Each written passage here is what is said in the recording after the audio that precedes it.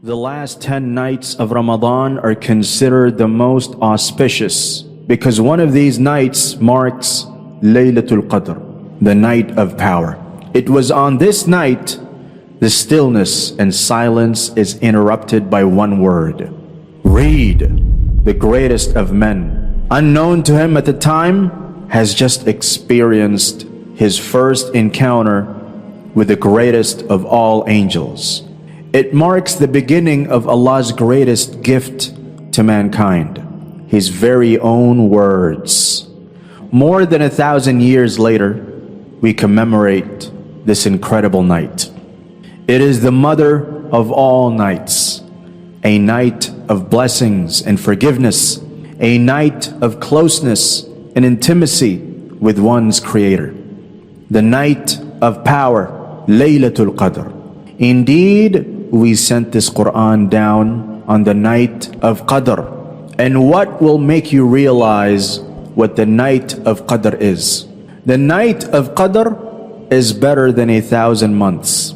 The angels and the Spirit descend in it by the permission of their Lord for every matter.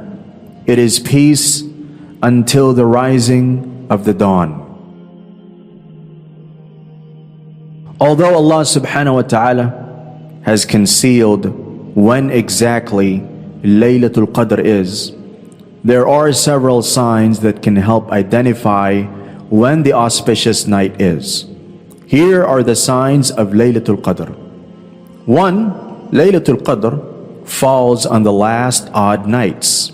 It is said that Laylatul Qadr will fall on any of the last 10 odd nights, 21, 23, 25, 27, and 29 nights of Ramadan. In Bukhari, it is narrated that the Prophet ﷺ came out intending to tell the people about Laylatul Qadr when he saw the two men arguing about when the blessed night is. The Prophet said, I came out to inform you about Laylatul Qadr, but so and so were arguing. So it was raised up, and perhaps that is better for you. So seek it on the 29th, 27th, 25th. 2. The weather will be pleasant during Laylatul Qadr.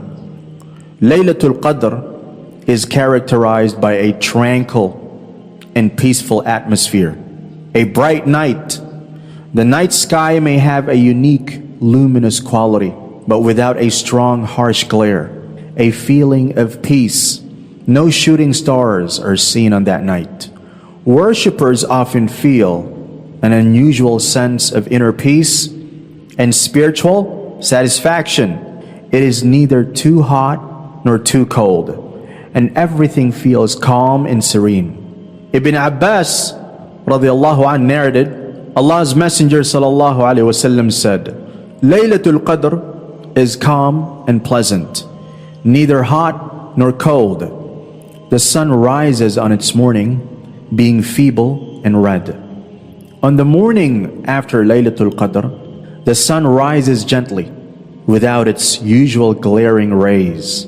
Ubay bin Ka'b radiallahu anh narrated, the Prophet sallallahu alaihi wasallam said, on the morning following Laylatul Qadr, the sun rises without any rays, as if it were a brass dish, until it rises up.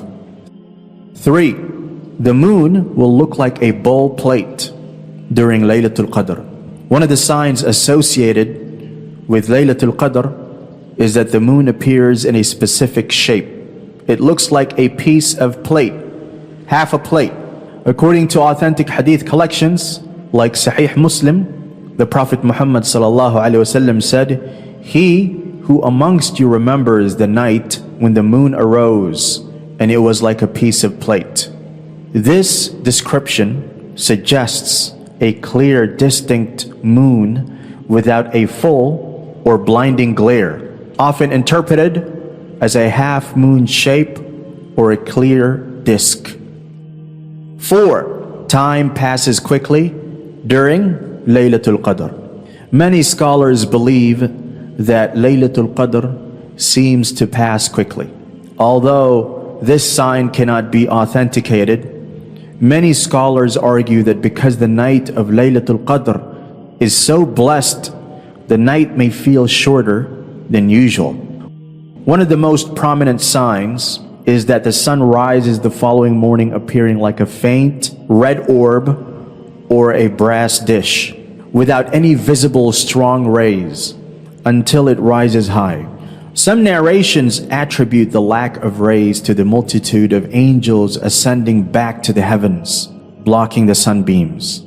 Imagine worshiping Allah subhanahu wa ta'ala on this night. It's as if you worshipped more than 83 years.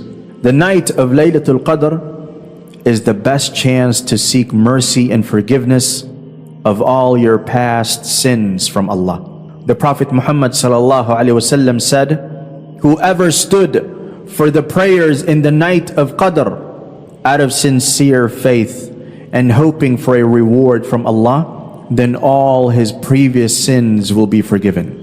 So this night is a golden opportunity to wipe away your past mistakes and sins. Seek repentance through dua and start fresh. In the last 10 days, the Prophet ﷺ practiced i'tikaf, meaning he would stay in the masjid for worship, completely focusing on his connection with Allah subhanahu wa ta'ala. Aisha radiallahu anha reported, the Prophet ﷺ used to practice i'tikaf in the last 10 days of Ramadan until he passed away. Then his wives continued to observe i'tikaf after him.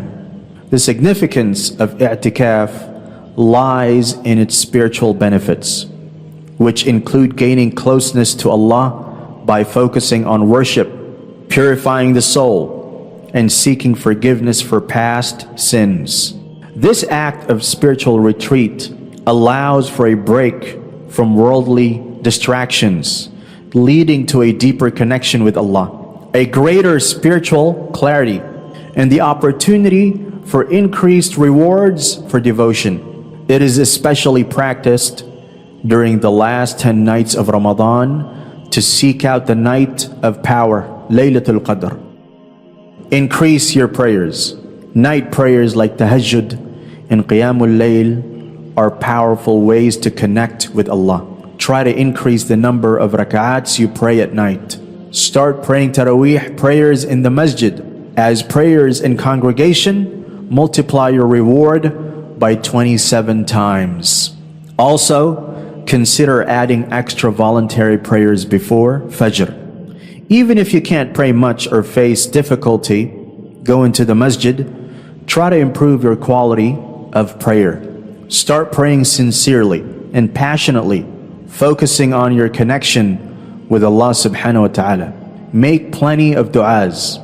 The last 10 nights of Ramadan is an ideal opportunity to make as many du'as to Allah subhanahu wa ta'ala about anything we want in life, whether it is for personal needs, the forgiveness of sins, better health, success in business, etc. The best dua to make during this time, as recommended by the Prophet ﷺ to Aisha, is Allahumma innaka afuun tuhibbul afwa fa'afu anni. Oh Allah, you are forgiving and you love forgiveness, so forgive me. Also, don't forget to make dua for your family, friends, and Muslim ummah. These days are a powerful opportunity to have your du'as accepted, so make them sincerely and consistently. One way to make your du'as more effective is to call upon Allah subhanahu wa ta'ala using His beautiful names and attributes. When asking for forgiveness, call upon Al-Ghaffar, the forgiving. When asking for sustenance, call upon Ar-Razzaq, the provider. Personalize your du'as and pour your heart out to Allah subhanahu wa ta'ala. Give more charity, sadaqah. The Prophet sallallahu alaihi wasallam was the most generous during Ramadan, and he highly recommended giving charity, sadaqah, during this holy month.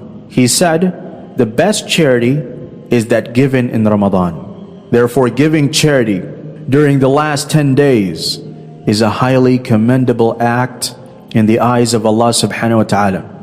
Even if you can't give a large amount, consistency matters. Try to donate a small amount daily on these 10 days, as you never know which night is Laylatul Qadr. Read and reflect on the Qur'an. Ramadan is the month when the Qur'an was revealed to the Prophet ﷺ, as mentioned in the verse. The month of Ramadan is that in which was revealed the Qur'an.